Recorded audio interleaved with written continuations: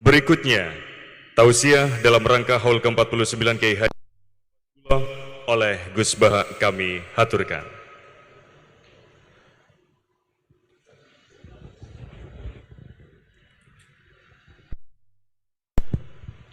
Assalamualaikum warahmatullahi wabarakatuh. Bismillahirrahmanirrahim. Allahumma ya Allah ihdinas siratal mustaqim siratal ladzina an'amta 'alaihim ghairil maghdubi 'alaihim waladdallin amin. Allahumma shalli wa sallim ala habibika Mustafa Muhammad wa ala alihi wa sahbihi wa barik wa sallim asmi'an amma ba'du. Yang sangat saya hormati Mustasyar PBNU sekaligus Wakil Presiden Profesor Dr. Ma'ruf Amin, yang saya hormati Rais Am PBNU, Rais Am NU Kiai Haji Miftahul Akhyar, Ketua Tanfid PBNU yang juga masih bernambah sama saya, Kiai Haji Said Akil, yang saya tadi senang sekali marahnya, senang sekali girohnya, karena itu memang khas keluarga kami. Jadi kalau nggak kesampaian marah itu bagus. Jadi di antara sifatnya para nabi itu wayakhdhufulillah, kalau agama nggak dapat apa tadi jatah ya, nggak tahu saya maknanya itu. Jadi wayakhdhufulillah wa yardoliridho. Semua yang saya hormati, ini ada Ibu Menteri Ibu Ida Fauzia, ada Gubernur Jatim Ibu Khofifah, yang sangat saya hormati keluarga besar Mbah Wahab Hasbullah. Di sini secara berurutan ada Nyai Mutmainnah, ada Nyai Mahfuzah, ada Nyai Hizbiyah, ada Nyai Mujidah. Yang sangat saya hormati Kiai Haji Hasib, Kiai Haji Rokib, semua yang saya hormati para santri, para alumni. Alhamdulillah tadi acaranya banyak sekali, jadi saya nanti ngaji insya Allah 15 menit. Karena menurut saya solusi bangsa ini itu mudah sekali kalau mau niru Mbah Wahab. Saya kemarin ditilii Gus Hasib,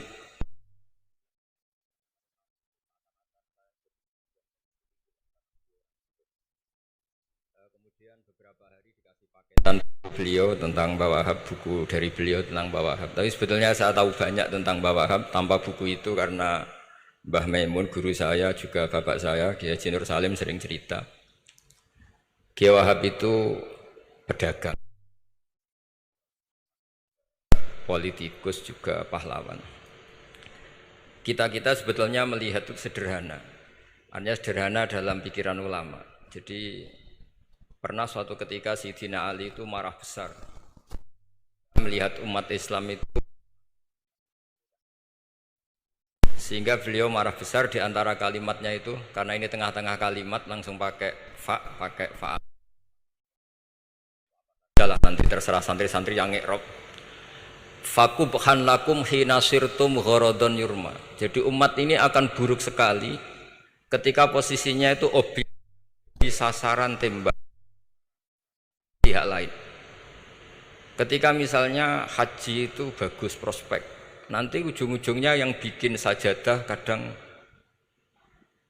orang sana, mau biang kubu sebelah, nanti sensitif secara politik. Nanti ketika umat Islam punya kebutuhan pakaian ihram besar, juga yang produk kadang orang lain. Begitu seterusnya, sehingga setiap kebutuhan kita pun yang produk itu orang lain. Sehingga Mbah Wahab berpikiran sampai impor mori, pas itu kain putih. Begitu juga traveling, ketika umat Islam butuh mudah pergi ke Mekah untuk haji dan umroh, juga bironya itu kadang orang lain. Zaman itu Hindia Belanda, sehingga beliau dulu sudah mendirikan semacam biro haji. Itu semua adalah madhab, di antara madhab Sayyidina Ali ketika beliau mengatakan fakubhan lakum hina sirtum gharadun yurma. Buruk sekali kamu di mana-mana ini jadi objek. Misalnya kira-kira ginilah, kalau kholnya Mbah Wahab itu ada 10.000 santri dan semuanya karena keluarga kiai itu dermawan, sama Bu Mujidah dikasih makan semua. Nanti cateringnya yang menyediakan orang lain, kita tidak punya kecakapan produksi itu atau melayani itu. Sehingga perdagangan Mbah Wahab dalam tradisi keulamaan itu dimaknani sebagai supaya kita ini jadi aktor, baik di perdagangan, di politik, maupun dalam solusi urusan-urusan publik. Misalnya sekarang ada problem apalah, sebetulnya solusinya gampang sekali. Ketika kita minus atau ketika kita tidak berkecukupan. Mulai dulu ulama itu solusinya gampang. Pernah suatu Abdul Qasim Al-Junaidi atau siapa sajalah, ini karena polanya sama, menyuruh muridnya, saya tolong belikan ikan. Cara sekarang mungkin dikasih uang 50.000, terus dikasih tahu sama muridnya, Pak Yai uangnya tidak cukup karena harga ikannya 70.000. Terus kata gurunya, beri lebih murah lagi. Uang 50 aja tidak cukup, kok cari yang lebih murah. Kata beliau, arkisuhu bitarki. Ya bikin murah karena kamu tidak berkeinginan. Jadi nggak usah belikan katanya. Ini penting sekali karena dulu ada solusi, masyhur itu makalahnya Imam Syafi'i itu. Kata beliau, fa innal ghina anisya'ila bihi. Kalau kamu ingin tidak tergantung sesuatu, maka hindari sesuatu itu. Jangan memaksakan memenuhi sesuatu itu dengan memaksakan, tapi hindari sesuatu itu. Saya misalnya kalau nuruti kepengin misalnya, kalau saya dengan nafsu serakah saya, mungkin saya ingin punya mobil mewah, ingin apa saja. Tapi itu membuat saya tersiksa karena harus menyediakan ini itu. Ya sudah, tidak usah ingin.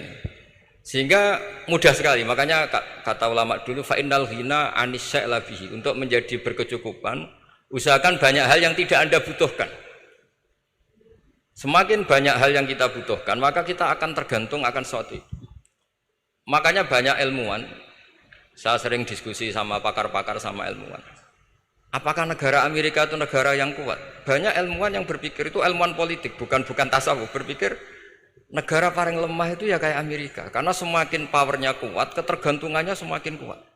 Untuk memenuhi kebutuhan listrik harus begini, untuk kebutuhan minyaknya harus ini. Semakin kita kuat, maka ketergantungan akan sesuatu semakin banyak. Jadi ibarat orang yang punya Alphard sama yang enggak, kayak mana ya? Kayak yang enggak, karena kebutuhannya ada banyak. Artinya dalam kondisi krisis, ulama masih punya solusi, yaitu al-ghina itu anisya'la bihi. Jadi usahakan ketercukupan itu karena menghindari kebutuhan-kebutuhan yang tidak primer, yang tidak prinsip. Bukan memaksakan semuanya terpenuhi. Karena kita ini ulama. Dulu ketika sebelum ada negara, belum ada TNI, itu ulama punya cara untuk ngelawan Belanda. Karena mereka terbiasa punya loyalis, punya muhibbin, punya ghirah, punya strategi.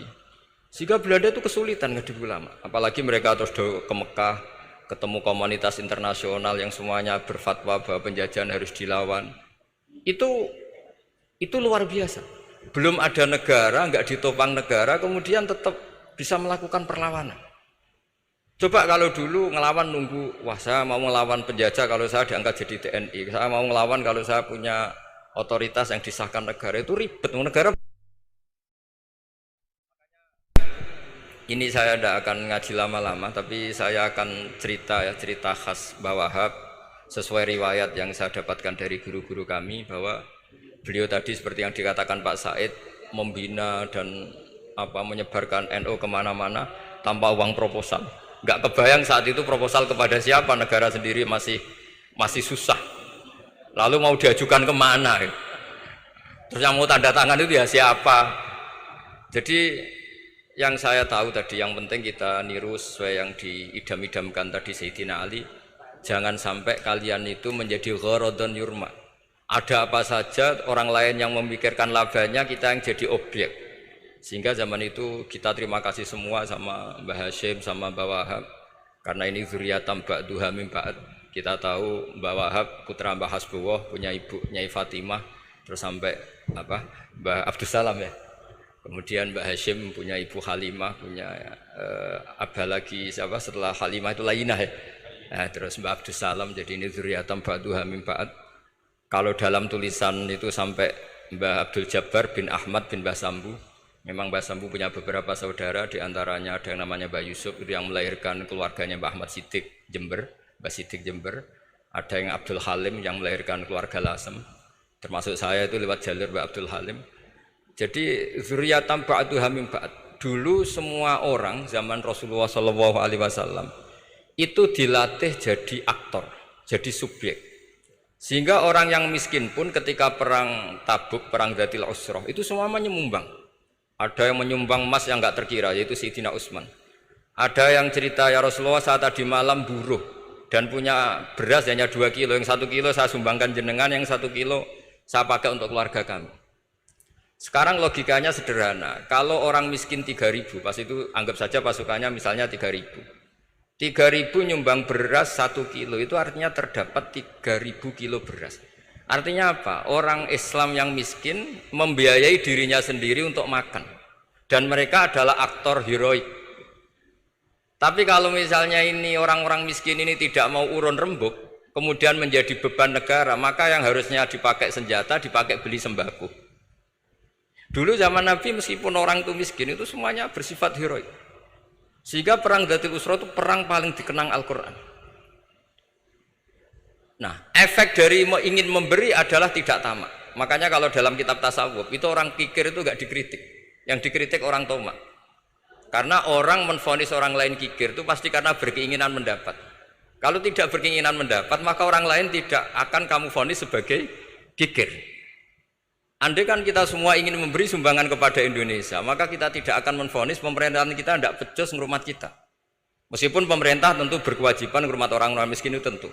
Tapi andai kan semua orang miskin berpikir ingin menyumbang pemerintah, maka tidak akan menyalahkan pemerintah ketika faktanya nanti suatu saat atau kapan saja, semoga ini tidak terjadi, itu tidak mampu menyumbang.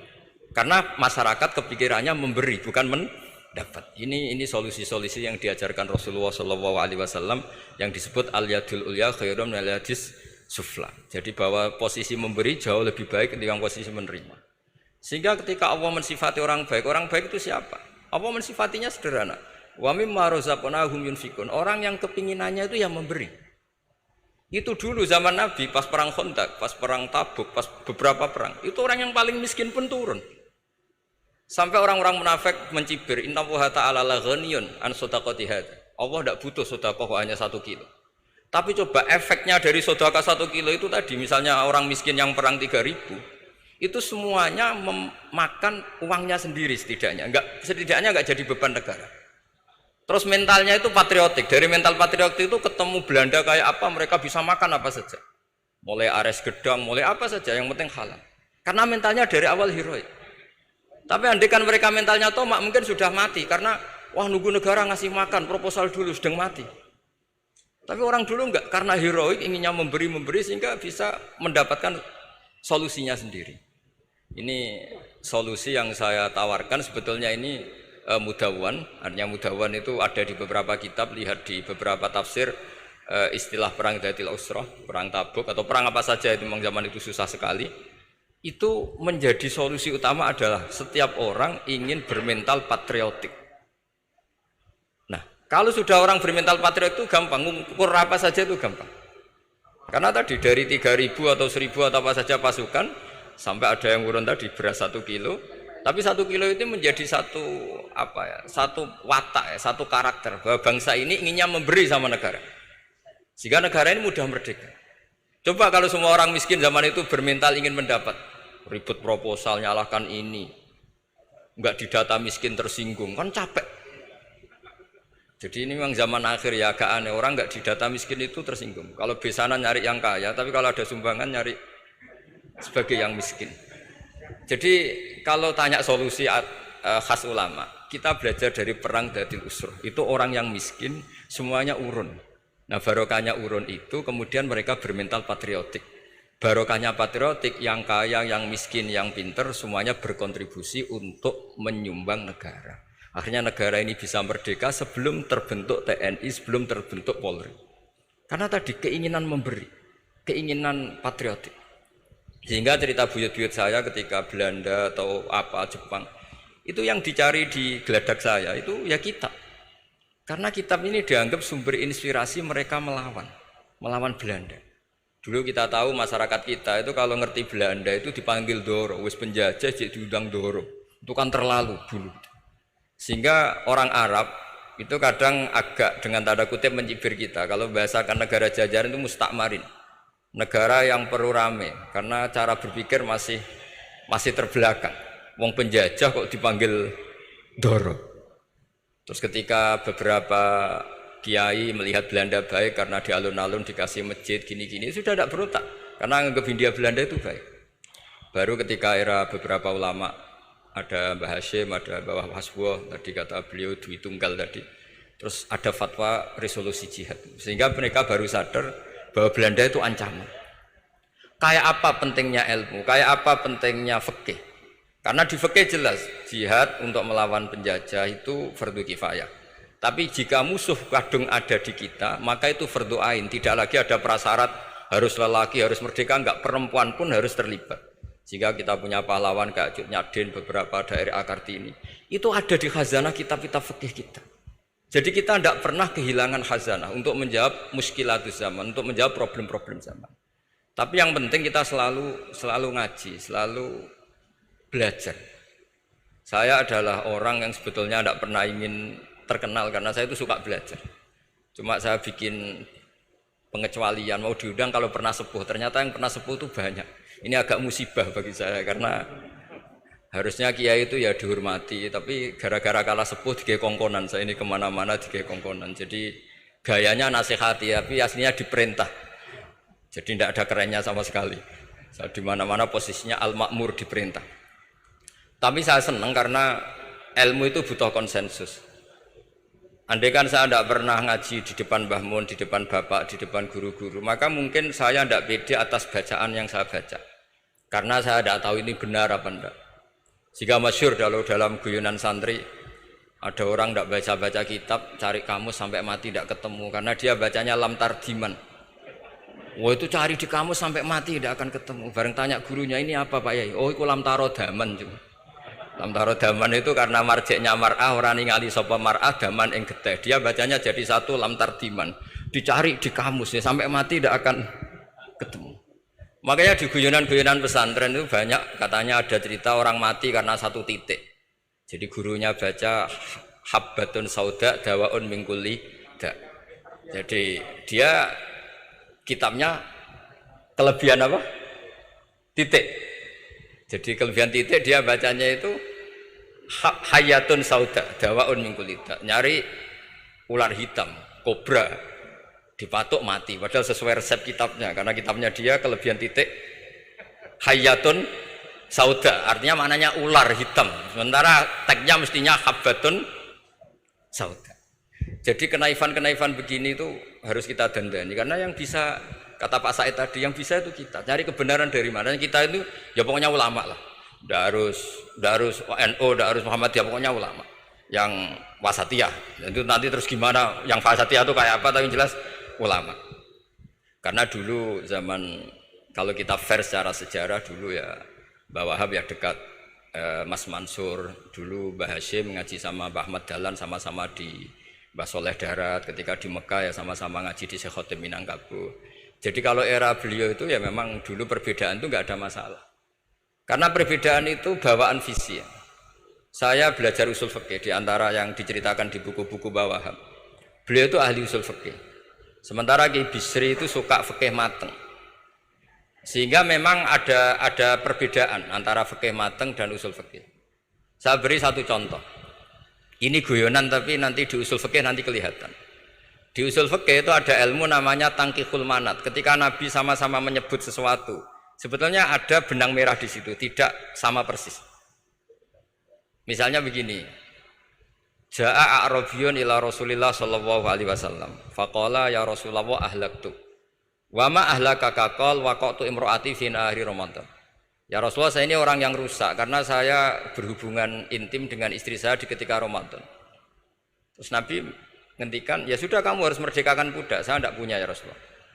Ya sudah kamu puasa 2 bulan berturut-turut. Kata beliau, puasa baru sehari saja kecelakaan apalagi 2 bulan. Karena kamu orang Arab lah, orang Arab itu. Jadi cerita ini di Arab tadi. Terus ya sudah kamu sedekah sama 60 orang miskin. Saya ini orang paling miskin. Susah kan menghadapi orang miskin seperti ini itu. Nah, pertanyaannya secara usul fikih, menurut mazhab Syafi'i, sanksi berat itu hanya untuk yang berhubungan suami istri. Sehingga kalau membatalkannya pakai rokok, pakai minum, pakai makan, tidak kena sanksi seberat itu. Masuk akal kan, karena memang hubungan suami istri dalam banyak hal, misalnya haji itu ifsad, yang benar-benar ifsad, bisa merusak haji secara total. Tapi menurut Imam Malik, pikiran Imam Syafi'i itu dianggap aneh. Loh, ini hubungan suami istri itu statusnya mubah, sesuatu yang boleh. Maka semua hal yang boleh tapi merusak kehormatan Ramadan, maka ketentuannya sama. Yaitu misalnya nggak sakit, nggak apa, pagi-pagi nyate. Wah itu kan melecehkan Ramadan, enggak sakit enggak apa kok pagi-pagi nyate. Perlu dicatat karena hubungan suami istri itu sesuatu yang boleh. Berarti kalau yang boleh merusak Ramadan hukumannya berat, makan yang statusnya boleh juga hukumannya berat. Itu dulu bapak saya ketika bikin analogi itu mau cerita sederhana gini. Hak di ono santri ya goblok, kandhanane angel. Istrinya lapor ke kiainya. Pak Yai, santri jenengan kalau sama istri sering mukul itu nabok pakai tangan. Santrinya dipanggil kan alumni, kamu jangan sering mukul istri kamu gini-gini. Iya Pak Yai, injih. Suatu saat 2 minggu istrinya lapor lagi, sekarang tidak nabok Pak Yai, nyaduk. Karena yang dilarang hanya nabok. Dipanggil kiai, lo kamu katanya masih sering nyaduk istri kamu. Yang dilarang kan mukul, sekarang nyaduk. Kapan-kapan meludahi. Nah, artinya di usul fikih dijelaskan bahwa makna haramnya naboi adalah hurmatul idza, haramnya menyakiti. Maka nyaduk sama, meludahi sama, menerlantarkan sama. Itu dulu bahwa ahlinya bikin usul fikih seperti itu. Sehingga misalnya amar ma'ruf nahi mungkar ketika beliau ditanya, apakah perlu ikut kabinet gotong royong? Tapi di situ banyak kelompok yang mungkin NU tidak cocok. Pikirannya kayak apa harus ikut, justru ikut benahi dari dalam. Meskipun dari ikut itu bahwa Wahab nyun sawu yang ngalami fitnah yang macam-macam dituduh karena zaman itu nasakom. Tapi itu beliau santai saja. Tapi zaman itu memang itu sah karena zaman itu belum dibubarkan. Jadi yang dialami bahwa Wahab ini luar biasa. Semuanya harus jadi pelajaran bagi kita. Makanya jangan pernah meninggalkan ilmu yang bernama usul fikih karena fikih yang mateng itu cara basa Jawa ini akan kehilangan stok teks. Misalnya Nabi sedekah pakai kurma atau pakai apa makanan pokok. Itu hadisnya itu kurma sama Imam Syafi'i digenti kutu ahli baladi, yaitu makanan pokok dari negara. Sehingga kita tidak bisa mentang-mentang Nabi sedekahnya pakai kurma terus kita orang miskin kita kasih kurma. Bisa linu tuh nih kalau makan kurma orang Indonesia itu. Karena yang penting itu kutu ahli balad bukan kurma. Bukan mentang-mentang Nabi sholat di Mekah Medina kalau ingin persis sunnah Rasul sholatnya harus di Mekah Medina. Kalau di Indonesia Nabi tidak pernah sholat di Indonesia. Sunnah Rasul sholatnya di Mekah Medina, bisa ada orang sholat kalau gitu. Jadi ada ilmu yang namanya tangkihul manat, yang harus ditiru itu sisi mananya. Nah dalam konteks Arabi tadi terus kemudian ada dibuang, Ja'a Arabion, kata Arabi itu dibuang. Datang orang Bedui, orang kota pun kalau punya kesalahan yang sama hukumannya juga sama, maka kata Arabi dibuang. Nah menurut Imam Malik kata jima, hubungan suami istri juga dibuang, digenti membatalkan puasa dengan apa saja yang tanpa uzur syarat. Jadi ini kealiman kiai-kiai Indonesia dulu itu, misalnya kentong dulu meskipun ada yang bilang bid'ah, kentong itu bid'ah karena mirip orang Nasrani. Orang Nasrani itu bentuk kentongnya di kelenteng itu tidak seperti kentong kita. Adat Indonesia kalau pos kampleng ada maling ada banjir pakai kentong. Jadi adatnya memanggil tuh pakai kentong. Makanya kiai-kiai dulu, ini mirip orang Nasrani, enggak mirip pos kampleng katanya. Padahal jelas ya, menurut hadis sahih jelas ketika ada sahabat usul ya Rasulullah bikin kentong, wah jangan nakus itu nanti kayak Nasrani. Bikin buk itu trompet, jangan nanti mirip orang Yahudi. Ya dengan api ya Rasulullah, jangan nanti mirip Majusi. Datang sahabat tergesa-gesa, beliau mimpi kalau diajarin azan. Azan itu maknanya al-ilam, memberi maklumat waktu sholat. Akhirnya ada azan. Kemudian ulama Indonesia dulu Mbah Hashim sama Kiai Fakih Mas Kemambang yang satu anti kentong, yang satu pro kentong. Itu dulu ya saling menghormati enggak masalah. Karena fikih itu sekali khilaf itu mirip-mirip. Tadi Pak saya Takil nyinggung Palestina. Saya pernah ke Palestina. Itu banyak ulama Mesir yang mengharamkan orang datang ke Yerusalem, ke Masjid Aqsa. Karena mau tidak mau harus dapat visa Israel, berarti ngaku eksistensi Israel. Karena dianggap mengaku eksistensi Israel maka hukumnya haram. Tapi saya pernah ketemu Imam Masjid Aqsa. Beliau bilang begini, Pak Bahak, kalau orang Islam dari seluruh dunia tidak datang ke kami, maka eksistensi kami dianggap diabaikan oleh komunitas internasional. Dan itu dengan mudahnya Israel mencaplok kita. Sehingga separuh ulama Mesir juga mewajibkan yang mampu harus ke sana. Dengan cara itu Aqsa aman karena masih diperhatikan ulama atau komunitas internasional. Yang satu cara pandang ke sana berarti ngaku eksistensi Israel karena ada visa Israel. Yang satu bilang harus ke sana, dengan itu eksistensi Masjid Aqsa terjaga karena masih diperhatikan ulama atau komunitas Jadi di mana-mana khilaf itu ya seperti itu. Tapi alhamdulillah di kita itu khilaf itu biasa. Sehingga zaman kita mondok, saya itu pernah pengalaman buruk sekali saya ketika jadi Rois Musyawarah Fathul Mu'in. Itu ada pertanyaan gini Gus Hasib. Saya tanya gini sama orang, Gus, soft paling utama itu yang nomor berapa? Nomor 1 kata saya.